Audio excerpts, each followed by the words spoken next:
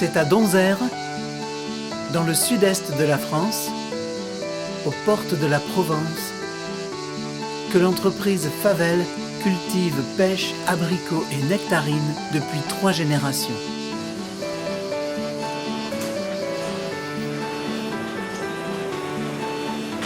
Marc et Laurent Favel, actuels gérants, nous expliquent leur passion. L'entreprise Favel, sa caractéristique, c'est l'attention de la plantation jusqu'à la récolte. Une succession d'attentions. C'est le résultat du travail de 3 générations qui a été transmis jusqu'à aujourd'hui.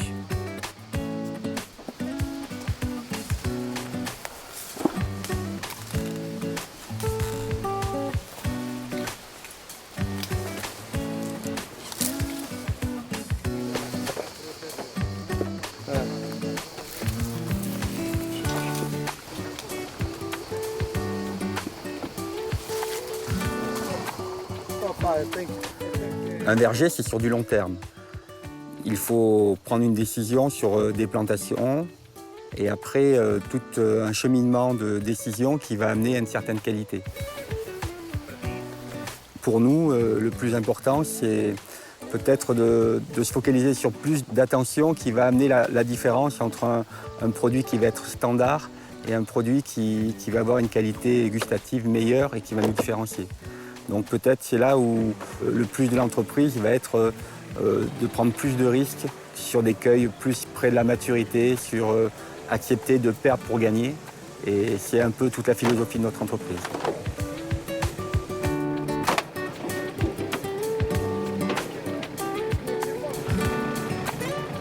Pour nous, les plantations, ça reste le moment, on peut dire, clé de la vie d'un verger.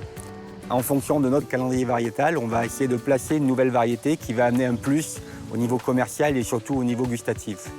Donc ce moment va engager l'exploitation ou le verger sur une quinzaine d'années. C'est beaucoup de temps à passer avec des obtenteurs et avec des pépiniéristes et aussi avoir une vision de comment on veut placer l'entreprise dans 4 ou 5 ans. Puisqu'un verger qui va être planté, on peut dire l'année N, va produire l'année N+4. Et là, il faut qu'on soit en adéquation avec ce qu'attendent nos clients et nous, avec la qualité qu'on veut avoir. Chaque année, pendant 9 mois, après la récolte, à partir de, on va dire, septembre, octobre, on va préparer le verger pour la nouvelle récolte. La période importante de l'hiver, c'est la taille. C'est de mettre en adéquation la variété avec un volume de fruits et de qualité qu'on espère avoir. Et après la taille qui va finir en fonction des variétés, on va dire fin mars, on va avoir une période importante, c'est la floraison. Et après la floraison, en fonction des fleurs, on va décider d'éclaircir.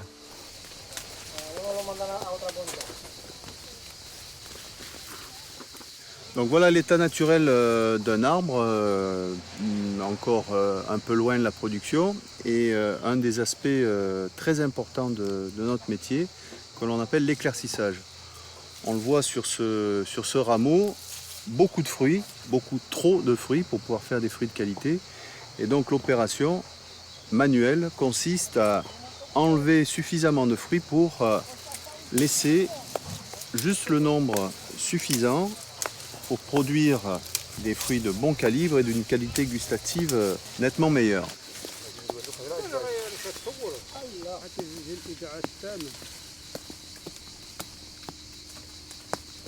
On le voit, 4 doigts entre chaque fruit. Donc sur une branche qui avait environ une douzaine de fruits, on n'en laisse plus que 4. Tout le travail de l'année, toutes les décisions qu'on aura prises pour amener à l'optimum, on peut complètement le galvauder par une cueille trop précoce. Donc la grande décision, c'est là de goûter des fruits, d'accepter d'en perdre.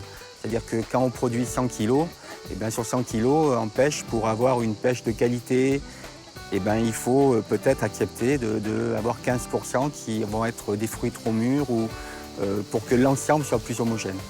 Et après, la cueillette de la pêche, c'est quand même assez particulier. Un arbre ne mûrit pas tout le temps de la même façon, donc il faut commencer par l'extérieur et on va passer tous les 2-3 jours en fonction du temps Et en fonction des variétés, on peut aller jusqu'à 5 ou 6 récoltes. La courbe acide-sucre définit bien notre stratégie de cueillette. On a une évolution entre la montée du sucre et à un moment donné la descente de l'acidité dans le fruit. Et quand ces deux courbes vont se rencontrer, on sera à l'optimum de l'évolution de ce que pourra faire le fruit plus tard chez le client. Donc le but, c'est quand même d'être le plus près du croisement des deux courbes pour déclencher la cueillette. Si on obtient cette qualité-là, derrière, chez le client, on sait qu'on aura un produit qui sera au top.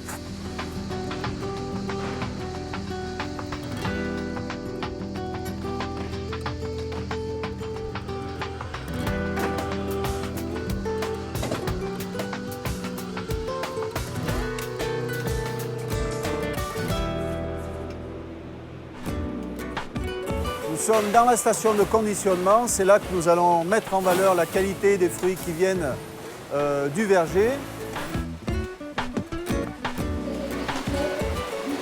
Les fruits qui sont très mûrs, nous allons les réserver pour la consommation locale.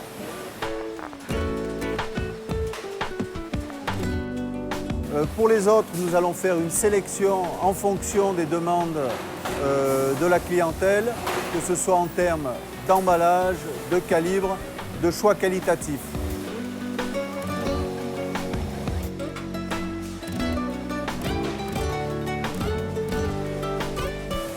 Les emballages sont définis avec les clients avant la saison.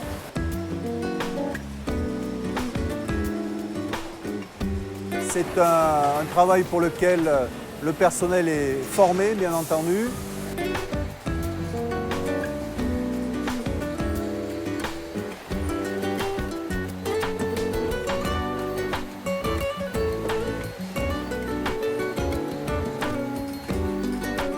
Et tous les jours, nous essayons de mettre tout ça en adéquation pour servir les clients avec la marchandise la plus fraîche possible.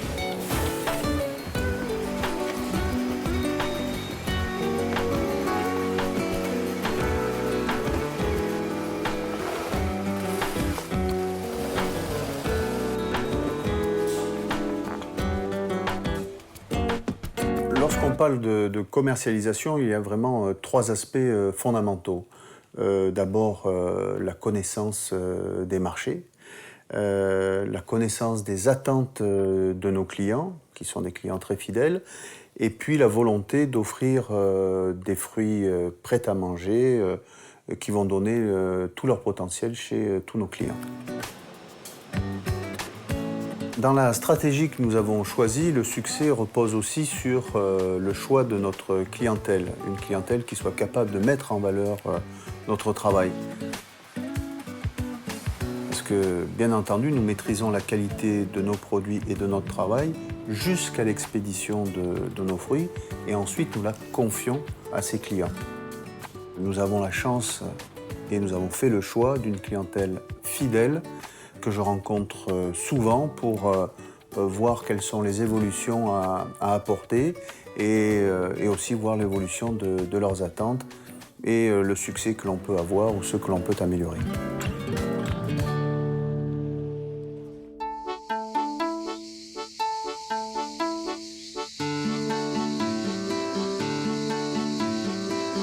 On s'est installé dans cette propriété en 1957, avec notre père qui était déjà arboriculteur. Et nous, on est les enfants, ça fait la 3e génération.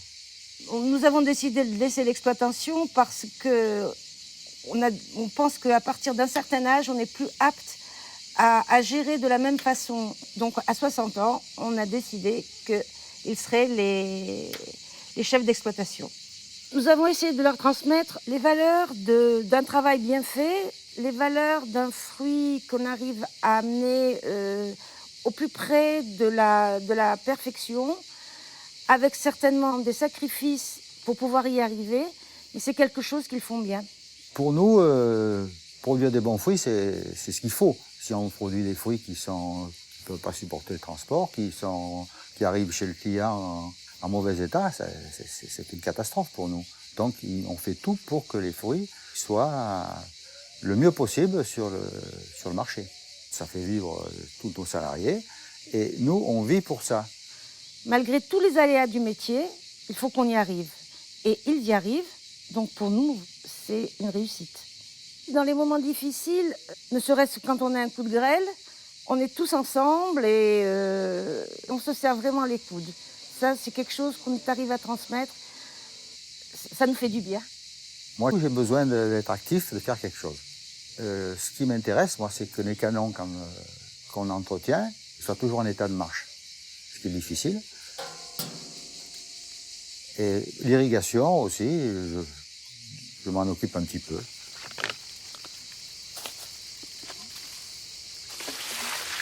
Actuellement, je m'occupe toujours du social, je m'occupe toujours des payes, chose parfois difficile, mais j'aime. Donc je le fais très volontiers.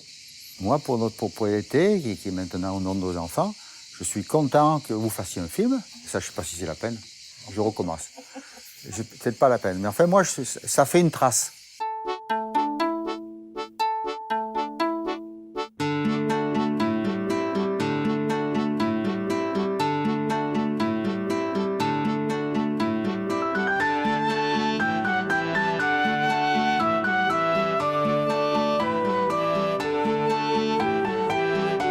Qui sait, il y a peut-être 3 autres petits Favels qui prendront la suite, ce qui serait alors magnifique.